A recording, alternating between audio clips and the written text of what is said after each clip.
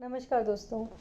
आज के अपने इस वीडियो में मैं आप लोगों को बताने वाली हूँ कि आज के भागते दौड़ते टाइम में जब कोई भी वक्त निकाल के हमारे जो ये तीज त्योहार होते हैं, हमारे जो ये नवरात्रे होते हैं, दिवाली की पूजा होती है, दशहरा, इनको नहीं प्रॉपर तरीके से प्रॉपर जो रिचुअल होते हैं उनसे नहीं कर पाते, ये सोचकर कि बहुत सारा इसमें हमें बहुत कुछ करना पड़ेगा जिसको हम फॉलो नहीं कर पाएंगे। और इसी चक्कर में हम लोग ये जो अपने तीज त्योहार हैं इनको छोड़ते जा रहे हैं और इनको कट सट करते जा रहे हैं और प्रॉपर तरीके से इनको नहीं करते हैं। और इसके अभाव में, मतलब जब ये हम नहीं कर पाते हैं, उसके अभाव में जो भी हमें वो बेनिफिट्स उससे मिल रहे होते थे पहले के ज़माने में, वो अब नहीं मिल पाते। तो लोगों के दिल में डर बढ़ गया है, बीमारियों को लेके एक वो बन गया है और बहुत सारी प्रॉब्लम्स, मानसिक विकार हो गए हैं तरह तरीके के। इन सब से कैसे बाहर आया जाए, किस तरीके से हम बहुत ही इजी तरीक़ों से इनको मना पाएँ, तो मैं आज आपको बताने वाली हूँ कि नवरात्रे, चैत्र नवरात्रे लग चुके हैं, माता का आगमन हो गया है। किस तरीके से मिनिमम आप करके, मतलब अपने पूजा स्थल पे मिनिमम तैयारी करके नवरात्रे की, और नवरात्रों को बहुत ही पावन पवित्र तरीके से आप 9 दिन इसको आगे लेके जा सकते हैं। इसमें आपको क्या क्या करना चाहिए वो मैं आज आपको बताने वाली हूँ। किस तरीके से आप माता की कृपा प्राप्त करें ये भी मैं आपको बताने वाली हूँ। तो नवरात्रि में आपको करना कुछ भी नहीं है। अगर आपके पास सुबह के वक्त, प्रातःकालीन वक्त जो होता है नवरात्रि का, पहली नवरात्रि का, उस टाइम है तो आप स्नान करके अपने मंदिर और घर को शुद्ध कर दीजिए। कुछ नहीं करना है, नॉर्मल सफाई करनी है मंदिर की, और एक कलश ले लेना है आपको, जो आपके घर पे भी अगर तांबे का कलश हो आप वो भी ले सकते हैं। और उसके ऊपर आपको आम के पत्ते रखने हैं जल भर के, अंदर एक सुपारी और एक सिक्का डाल देना है। आम के पत्ते रखने हैं, थोड़े से चावल अक्षत जो होते हैं वो आप उस पात्र में डाल दीजिए, और उस जो आपने रखे हैं आम के पत्ते, उसके ऊपर आपको एक नारियल रख देना है, जो जटाओं वाला नारियल आता है। उसके ऊपर कुछ नहीं, मौली धागा बांध के थोड़ा सा उस पर तिलक लगा के, चावल रख के, और आप उसके ऊपर रख दीजिए। मुहूर्त देखने के लिए आपको आजकल गूगल जिंदाबाद, गूगल पे आपको मुहूर्त मिल जाएगा कि कौन सा अच्छा मुहूर्त है जिस टाइम पे आप अपने घर में ये कलश स्थापना कर सकते हैं। इस तरीके से आप कलश स्थापना कर दीजिए। बिल्कुल सिंपल तरीका है। माता रानी की फ़ोटो या मूर्ति आपके घर में हो तो वहाँ पर फूल चढ़ा दीजिए, उनके ऊपर, माता के ऊपर तिलक लगा के थोड़ा से अक्षत चढ़ा दीजिए। आप चाहें तो नई चुनरी भी चढ़ा सकते हैं माता को। और उसके बाद अगर आपके घर में जो अनाज बीजे जाते हैं, अगर वो ट्रेडिशन है तो आप करिए, अदरवाइज़ आप नहीं करिए। अगर वो बीजे जाते हैं तो सिंपली आपको एक मिट्टी का कोई भी एक कटोरा या एक कोई बर्तन ले लेना है, उससे मिट्टी डाल लेनी है, वो अनाज डाल लेने। रात को अगर आप अनाज को भिगो के रख देंगे तो और बेटर तरीके से फूटेंगे वो। और उसके बाद उसके ऊपर थोड़ी सी मिट्टी और डाल दीजिए अनाज डालने के बाद, और कुछ ही थोड़ा सा पानी आपको उसमें रोज़ थोड़ा थोड़ा करके डालना है। आप देखेंगे 3-4 दिन में ही वो अनाज जो है वो फूट जाएंगे, और आप देखेंगे किस तरीके से वो जब पूरी तरीके से वो जो पात्र है वो भर जाता है तो हमें किस तरीके से सिंबलाइज करता है, दिखाता है हमें कि घर में सुख शांति समृद्धि पूरे साल बनी रहने वाली है, माता की कृपा आपके ऊपर। तो यही छोटे छोटे से चीज़ें हैं जो आपको पहले दिन करने होते हैं। अगर आप वर्किंग वुमेन हैं और सुबह के टाइम वक्त नहीं निकाल सकती हैं तो आप शाम को भी कोई मुहूर्त देखकर अपने ऑफिस से आके शुद्ध होकर और ये कर सकते हैं। बहुत छोटा सा है, बहुत ही अंदर से प्रसन्नता होगी आपको जब आप ये कर देंगे। तो अपने घर में इस तरीके से माता को विराजिए।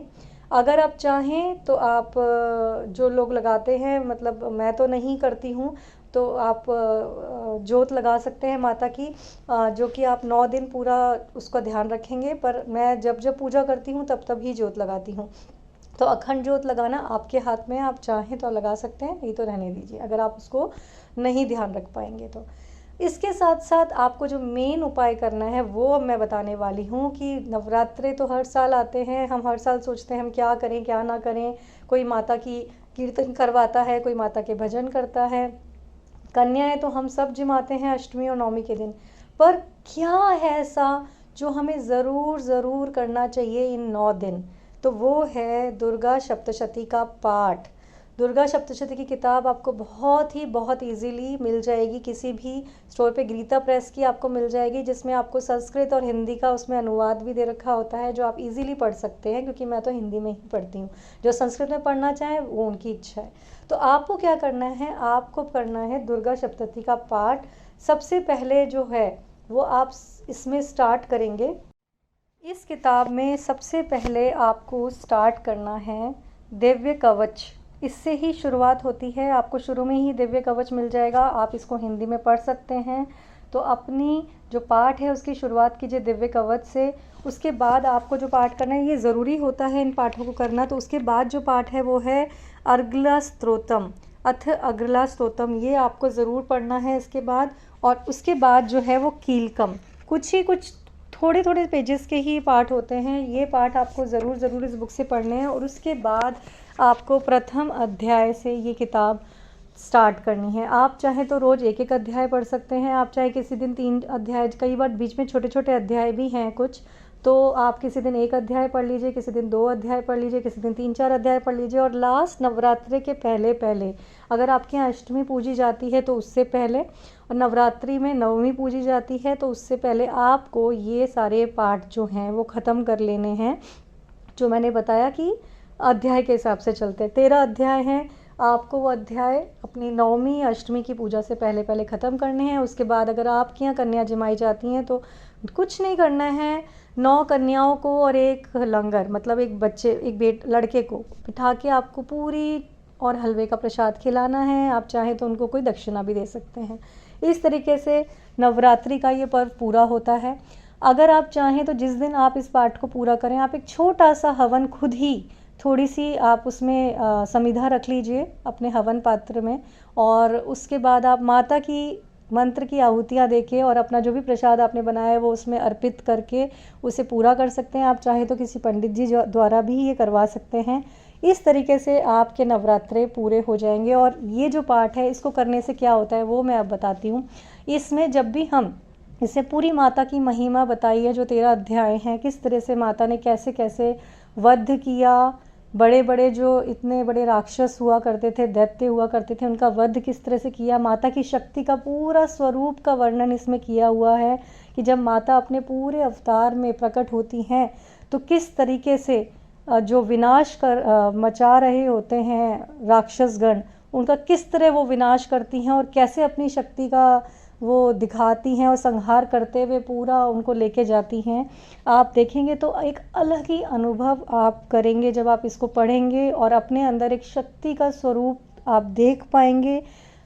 मुझे अपना एक्सपीरियंस, जो लोग भी इसे फॉलो करेंगे, प्लीज़ मुझे अपना एक्सपीरियंस ज़रूर शेयर कीजिएगा। मैं तो बहुत सालों से पढ़ती आ रही हूँ और उसे एक्सपीरियंस करती आ रही हूँ। मैं चाहती हूँ ये बात सब तक पहुँचे और सब लोग इसे फॉलो करें। जो हमारे ये पुराने रीति रिवाज थे, जब ये किताबें पढ़ी जाती थी, इसमें जो दिव्य कवच के बारे में बताया गया, कोई भी राजा महाराजा होते थे वो इस दिव्य कवच को पढ़कर ही किसी भी लड़ाई में जाया करते थे। उससे उनके पूरे शरीर की जो पार्ट्स होते थे ना, सारे जो शरीर के पार्ट्स होते थे वो सब पूरी तरीके से माता के कवच उनको मिलता था। तो ये बहुत बड़ी महिमा है। मैं चाहती हूँ कि इस नवरात्रि से आप सब जो भी इस वीडियो को देख रहे हैं वो भी इसे स्टार्ट करें। कुछ भी नहीं है, बता रही हूँ, कोई चीज़ आपको जो रोक रही है कि नहीं कर पाएंगे, कुछ गलत हो जाएगा, ऐसा कुछ भी नहीं है। ये माता का पाठ है। इसमें अगर आपसे कोई गलती होती भी है तो माता उसे माफ़ करेंगी, क्योंकि कहते हैं ना कि कोई भूल चुको उसको पहले भगवान सबसे पहले माफ़ करते हैं। तो बिल्कुल बेझिझक होकर स्टार्ट कीजिए। आपको सिंपल तरीके से इसको पढ़ना है, इसमें हिंदी अनुवाद दिया हुआ है, और ज़रूर मुझे अपना एक्सपीरियंस शेयर कीजिएगा। जय माता दी।